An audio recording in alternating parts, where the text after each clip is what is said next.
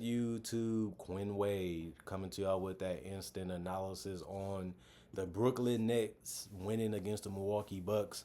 This was a fun game to watch because the Nets actually collapsed in that fourth quarter and allowed the Bucks to get all the way back into the game and was able to even pull within one.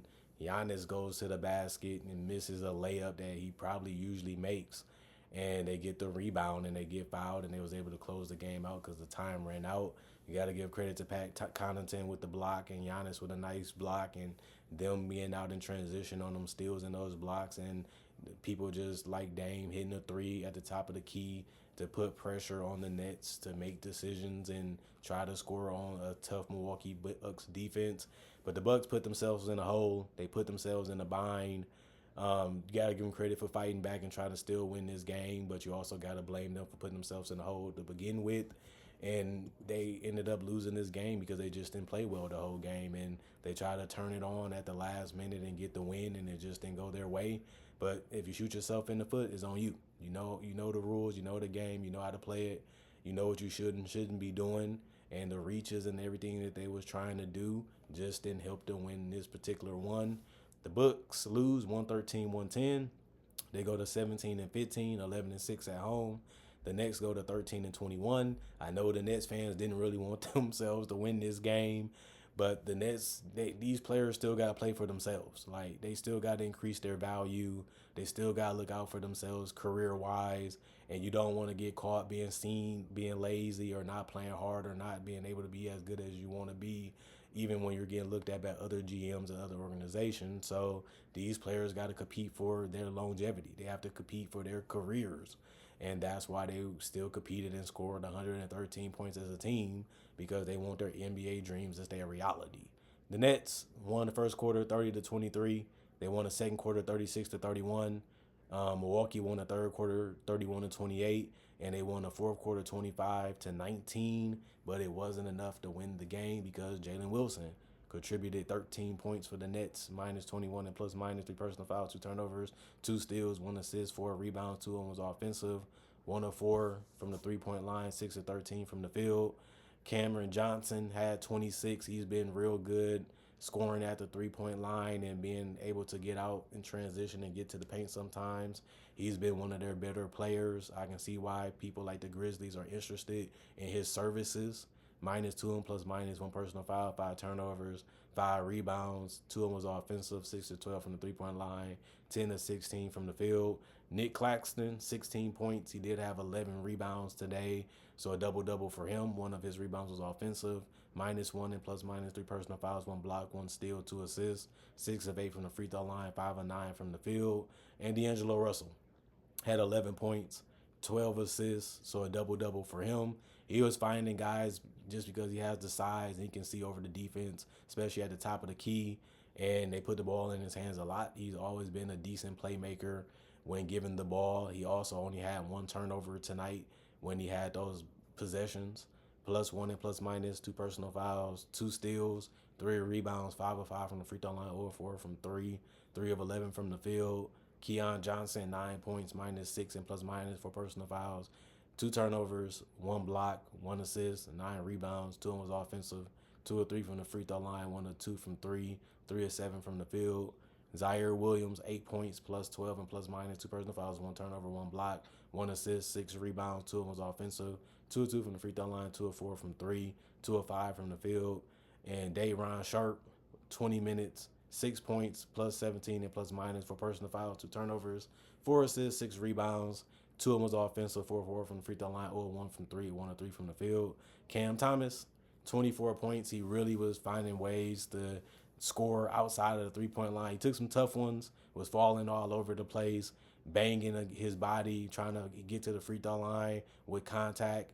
He switched it up throughout the game and was able to get decent results. He did miss some that he usually makes, but it's part of the game. Minus 1 and plus minus 1 personal foul, 1 turnover, 2 steals, 2 assists, 7 rebounds, 3 was offensive, 6 of 6 from the free throw line, 2 of 11 from 3, 8 of 22 from the field. Tyrese Martin, 0 points, plus 16 and plus minus 1 personal foul, 1 steal, 3 assists, 0 of 1 from 3, 0 of 2 from the field. The rest of the guys did not play.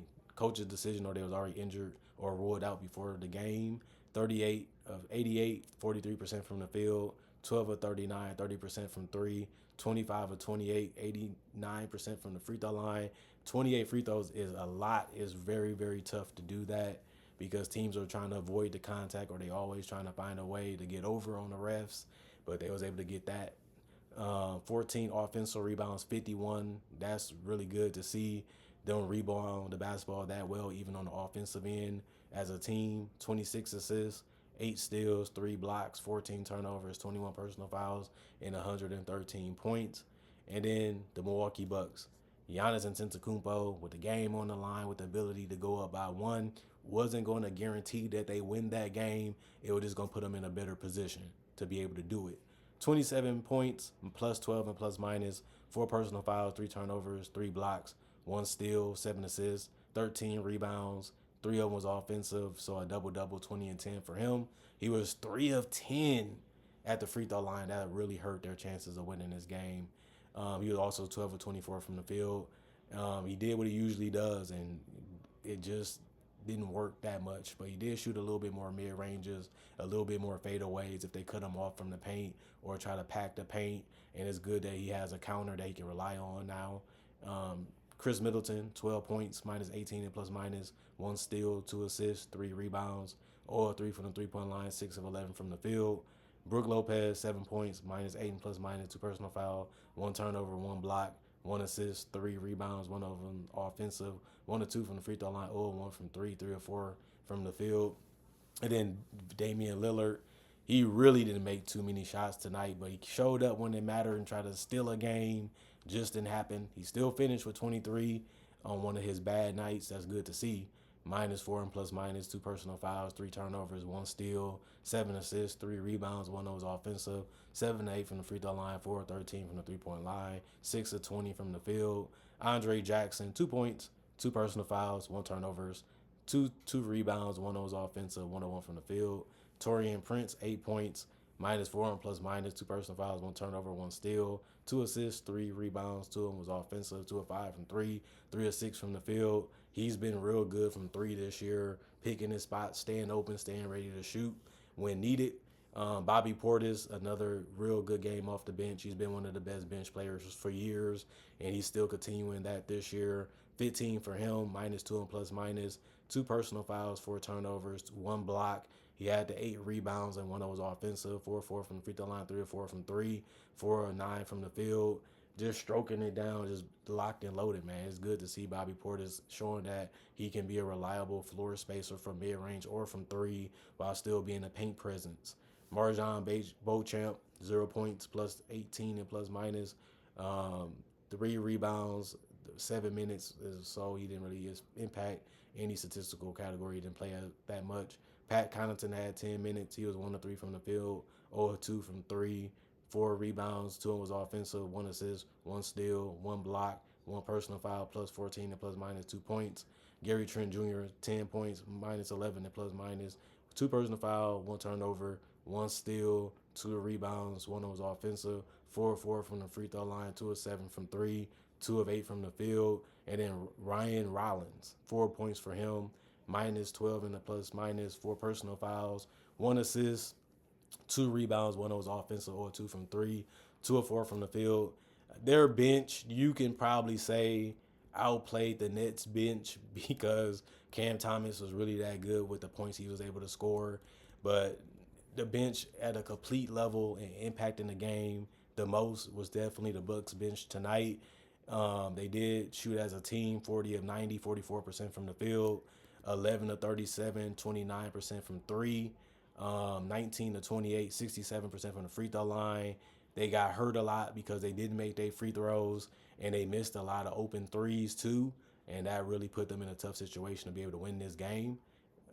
13 offensive rebounds, 46 rebounds total, 21 assists, 6 steals, 6 blocks, 14 turnovers, 21 personal fouls, and 110 points. I would also like to say that the Brooklyn Nets, even though they don't have a superstar or a franchise player currently, they won the season series against the Bucks 3-1. So that's something to laugh about and joke around about, but it's actually reality. that even though they've been struggling and some guys been in and out of the lineup, some guys got traded, they still was able to beat one of the better teams in the Eastern Conference this year, and they showed that it wasn't a fluke. They actually can compete with this team. They actually can match up against this team. They actually can make things tough on this team, and they actually can beat this team. And they did it again tonight. Comment, like, subscribe, share, hit the notification bell for more analysis. And if you're new to the channel, do conversation videos just like this, just in a different variety. So check out my channel if you want to see that. Not only that, do tributes of legends, and also do analysis breakdowns of current players, rookies, future stars, do mock drafts and draft coverage and other things too that you might want to see. If you want to check that out, have over 3,000 videos already done on my channel. And on top of that, thanks for showing any type of love, interest on the channel. And thanks for continuing to watch. You guys like hearing what I got to say. You like watching what I got to say. You appreciate what I do.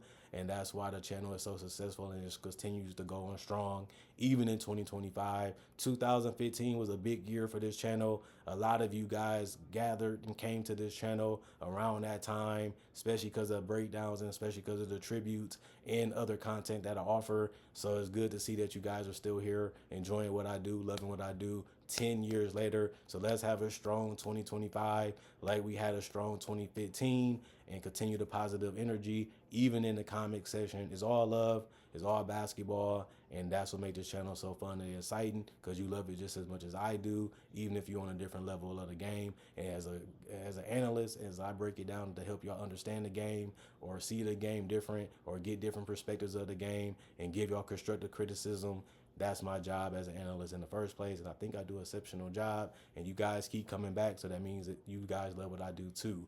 Other than that, I'm gone. See you guys later today with more analysis.